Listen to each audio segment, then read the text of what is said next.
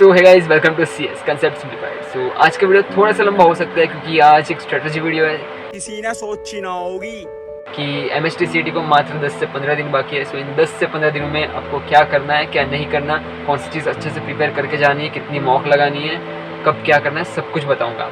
सो बने रहिए एंड तक और लेट्स स्टार्ट द वीडियो।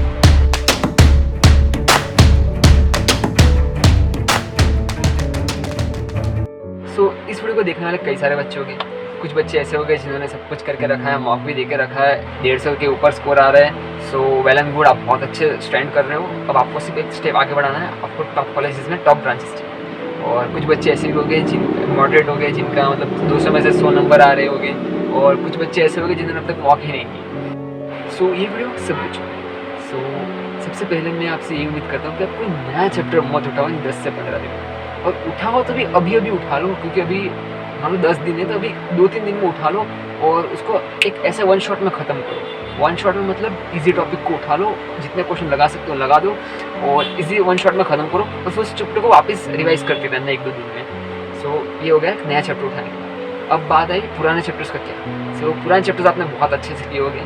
सो जो भी चैप्टर आपने बहुत अच्छे से किए उनको बार बार रिवाइज करते रहो, उनका फॉर्मूला रिवाइज करते रहो और उनके PYQs आते हैं तो PYQs सॉल्व करते रहो, क्योंकि PYQs सॉल्व करने से आपकी स्पीड बढ़ेगी, एक्यूरेसी बढ़ेगी और आपको पता भी चलेगा आपको कॉन्सेप्ट आता है कि नहीं आता।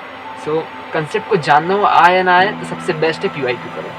सो ये हो गया और प्रैक्टिस की बात हो गई और फार्मूला रिवीजन की बात हो गई। अब बात आई 10 से 15 दिनों में कितनी मॉक लगाएं। सो मेरी मानो हर 2 दिन में एक मॉक लगाओ। सो आपका 15 दिनों में कम से कम आपके 5 मॉक लग जानी चाहिए। अच्छे से मॉक दो, मॉक से आपको पता चलेगा आप कहाँ पे स्टैंड करते हो और उस स्टैंड को आपको कैसे बढ़ाना है, आगे कैसे पुश करना है, कौन से कॉन्सेप्ट आपको नहीं आते उनको आपको रिफ्रेश करके वापस फॉर्मूला रिवाइज करना है। So mock is most important, mock देनी ही चाहिए आपको। सो इन 10 से 15 दिनों में 5 मॉक देनी है आपको। और मॉक टेस्ट आपको कहाँ से मिलेगी, ये गूगल पे जाओ, वहाँ पे लिखो MHT CET मॉक टेस्ट। वहाँ पे एक फ्री ऊपर का सबसे पहले लिंक आएगी, वहाँ पे फ्री मॉक टेस्ट है, 5 मॉक टेस्ट फ्री है, उन सबको लगाओ आप। आपको सॉल्यूशन भी शायद वो प्रोवाइड करते हैं, वो मैंने देखा नहीं है बट शायद करते होंगे। सो ये हो गया मॉक टेस्ट के बाद। और रैपिड रिवीजन ऑफ क्वेश्चन, आपने जो पिछले क्वेश्चन किए होंगे या फिर example solve example of Maharashtra text book, उनको वापस एक बार देखते रहो, हर 2 दिन में देखते रहो। मतलब एक बार ऐसे चैप्टर उठाया, फटाफट क्विकली रिवाइज किया, ये आता है, ये आता है, ये आता है, ये आता है, ओके डन। सो माइंड में आपके कॉन्सेप्ट होने चाहिए, उस कॉन्सेप्ट में क्या पूछा जाएगा वो भी आपको पता होना चाहिए।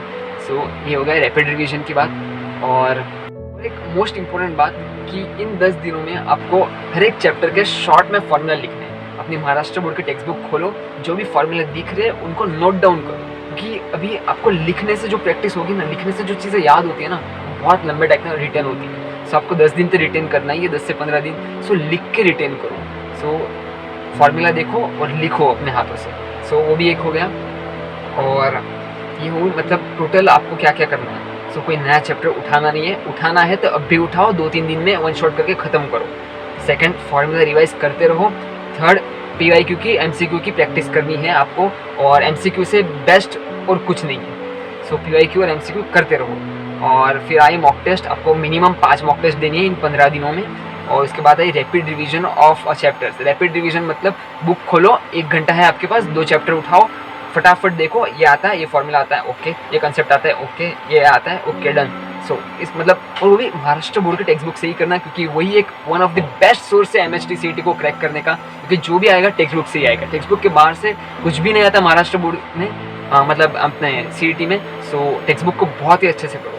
और बात हुई फिर right and practice. Right and practice में आपको क्या करना है, फॉर्मूला देखो, लिखो, फॉर्मूला देखो, लिखो और फॉर्मूला लिखने की प्रैक्टिस करो, क्योंकि लिखने से जो रिटर्न होता है ना, वो मतलब बहुत लंबे समय तक चलता है। सो